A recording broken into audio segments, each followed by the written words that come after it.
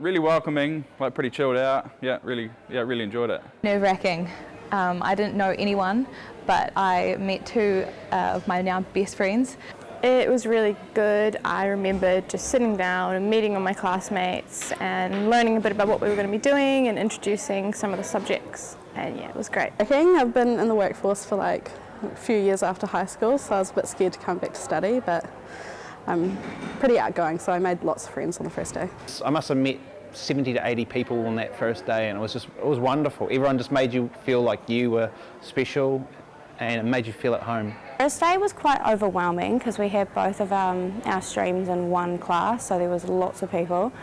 But it was really nice. Tutors were really cool. I haven't been studying for 10 years, and then my first day, I'm studying again. I was just nervous. Yeah, but then everybody laughing and helping me, and yeah, relaxing. I was in the Polytech village, so I was very nervous starting, but it was great. It was welcoming. Met so many people on the first day. Weren't many people, so it was really easy to get to know everyone, but definitely terrified. But they all made it very comfortable at the end. First day was really welcoming.